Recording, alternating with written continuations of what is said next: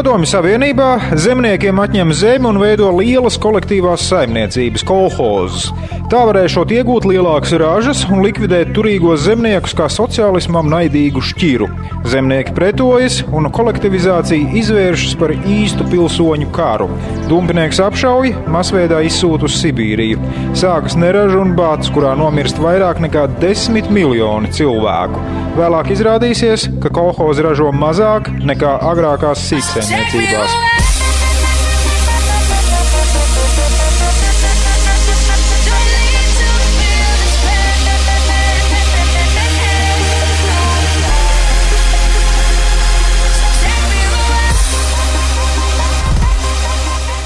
Toreiz, 40. gadā, Višinska vārdi par brīvību tika pastiprināti ar tankiem.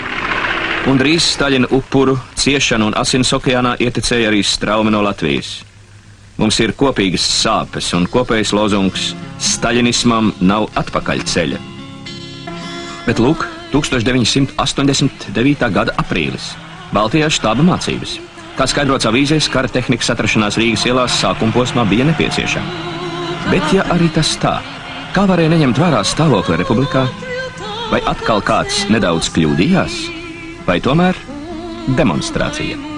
Kas šodien brīvi atkal vāžas saslēdz rīt. So take me away.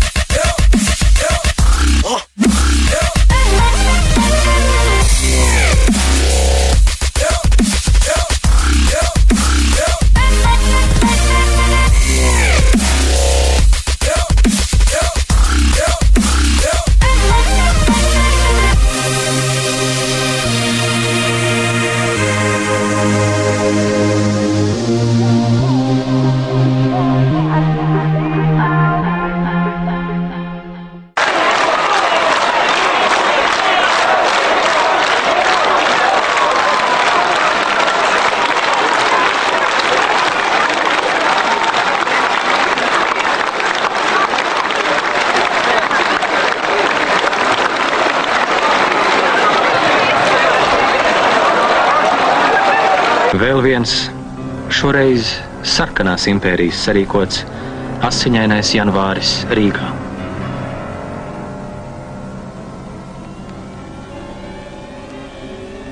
Kad Rīgā pēdējo reizi bija barikādes? Bermonta laikā 19. gadā.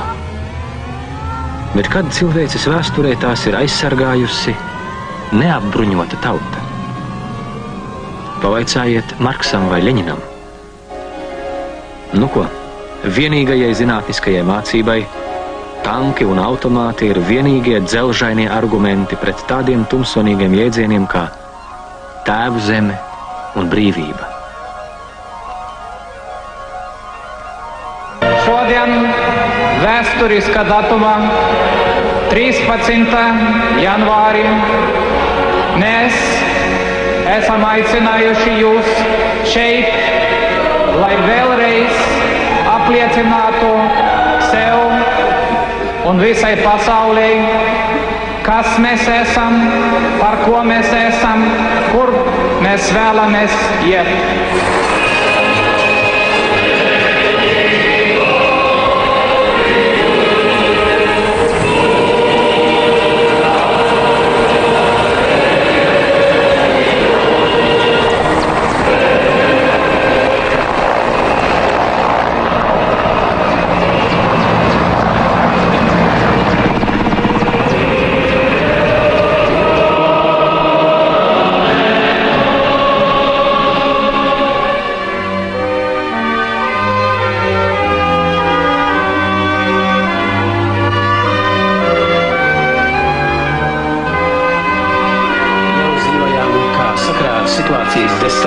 ir pārtrauktas mācības visa tipa Rīgas pilsētas mācību iestādēs, arī bērnu dārzos un augstskolās līdz nākošo norādījumu saņemšanai. Latvijas Tautas fronte lūdz iedzīvotājus izlikt logos ieslēgtus radioaparātus, lai krieviski runājošie un karavīri dzirdētu, ko raida Latvijas radio. Uzmanību, runā Рīга. Klausieties ziņpārraidi. Внимание, говорит Рига. В эфире выпуск последних известий. Radio Latvijas von Riga, Nachrichten.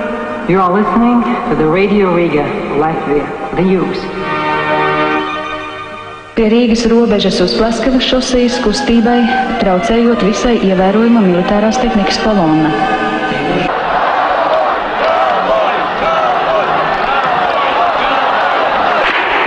Machine gun fire rattled out and tracers flashed across the center of the city. Commandos left the building about 6 hours after the assault began.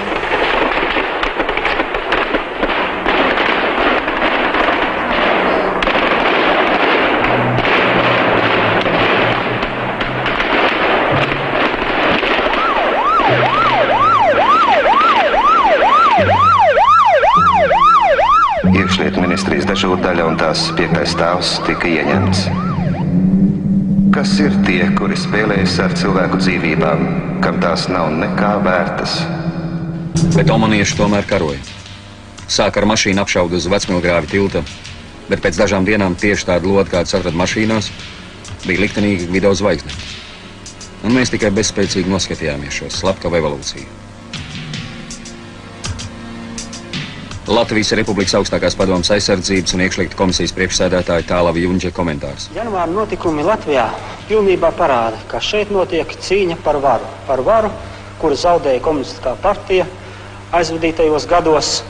Un 13. janvāra kompartijas plēnums skaidri jau to pierāda, jo tieši šis plēnums bija tas, kurš pilnvaroja vai uzdeva tā saucamai glābšanas komitejai gāzt Latvijas Republikas augstāko padomi, gāzt valdību un pārņemt varu savās rokās. Nodevība, liekulība, gļēvalība un meli. Kāda kripatiņa no tā ir katrā no mums. Bet sāpīgi redzēt cilvēku drebam bailēs par sevi, ja turpat līdzās cits pirmajā vietā licis nevis savu es, bet to, kas jādara. Tādēļ godinot kritušos sakām paldies 8 baušķeniekiem, Jānim Jasēvičam, Agrim Kociņam, Renāram Zaļajam, Didzim Trautmanim, Aļģim Simanāvičam, Gundaram Bergam, Mārim Kļeviņam un Valērijam Markūnam.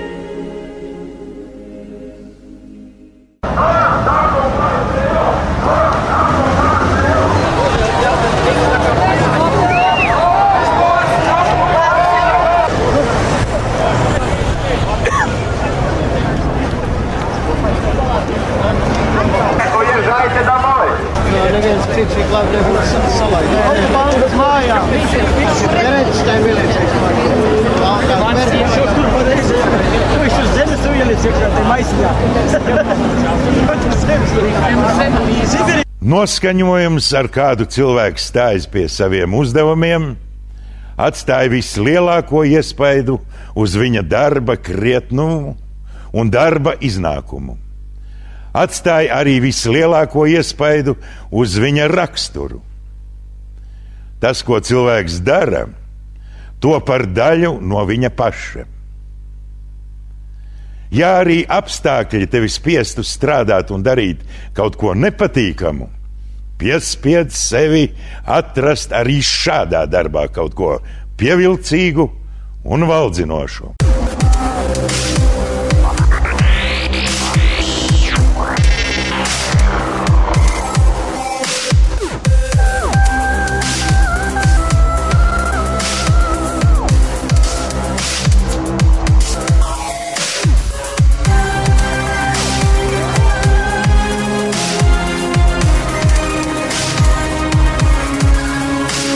No vienas puses ir pamats uzskatīt, ka politika Latvijā daudziem aprobežojas ar savas personas ietekmes iegūšanu un nosargāšanu, lai tādējādi varētu kontrolēt dažādu veidu resursus, finanšu, administratīvos, informatīvos un tā tālāk. Un kas viss kopā varētu sekmēt konkrētā individa materiālā stāvokļa uzlabošanu. Atmetot galēji radikālus viedokļus, mēs savā topā orientējamies uz to, ka ietekme nozīmē to, ka individs spēj reāli ietekmēt notikumu gaitu, pieņemtos lēmumus, politisko dienas kārtību, nevis tikai biežāk zīmēties par citiem masu mēdījos. Un tā topa 5. vietā, apkopojot mūsu ekspertu viedokļus, ierindojumi bijusī Dienas galvenā redaktora Sarmija Teilere.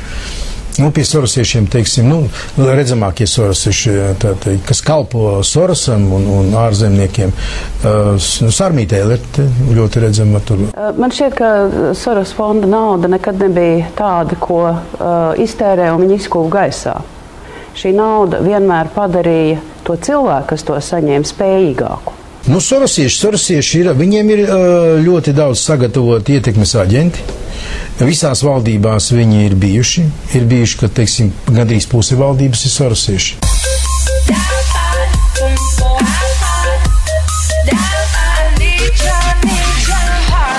Internetā nerediģētā formā tika publicēti visi ap 250,000 ASV diplomātiskās sarakstes dokumentu. No tiem top skaidrs, ka Latvijā labi zinām, piemēram, Jānis Maizītis, Aleksejs Loskatovs un Ingūna Sudraba arī dzen, kā arī citi, itin cītīgi un regulāri piestaigājuši uz neoficiālām sarunām ar diplomātiem. Vairāk svarīgu Latvijas iestāžu vadītāji bijuši regulāri viesi ASV vēstniecībā.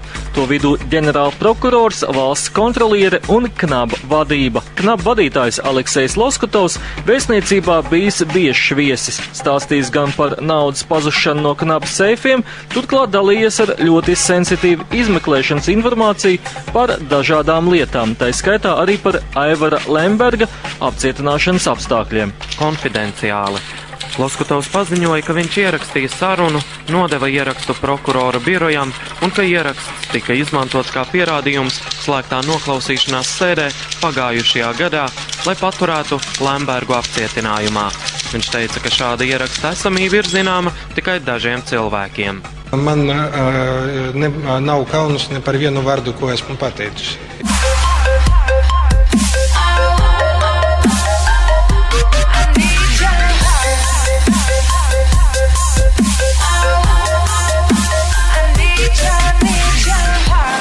Ceturtajā vietā ilggadīgais šī topa dalībnieks Ventspils mērs Aivars Lembergs. Tiesa viņa pozīcijas un nervus grauž neskaidrais status pēc vairākām pret viņu iesāktajām tiesas prāvām.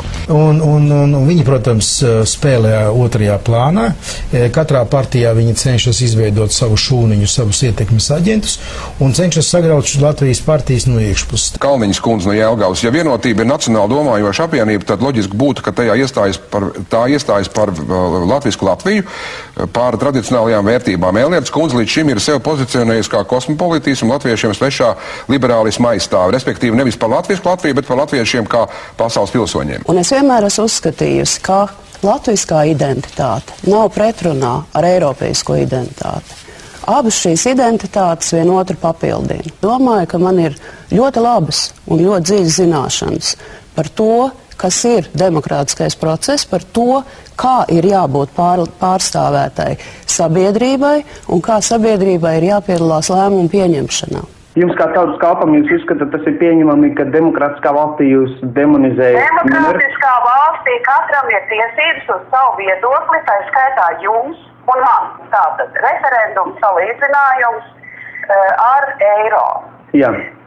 Tātad iespēja bloķēt Latvijas iestāšanos eirozonā ir vēl bīstamāks nekā valodas referendums. Tāpēc, ka atbilde uz valodas referendumu bija jau iepriekš skaidra. Un to arī cilvēki aizgāja no 3/4 pateica. Atbilde arī uz eiro jautājumu ir skaidra. Mūžīgi mūžos latviešu valoda būs valsts valoda. Jā, Savukārt, novilcinot Latvijas iestāšanos eiro šobrīd, ir liela iespēja, ka šis geopolitiskais iespēju loks aizverās. Kāpēc jūs to redzat kā sliktu lietu? Tāpēc, ka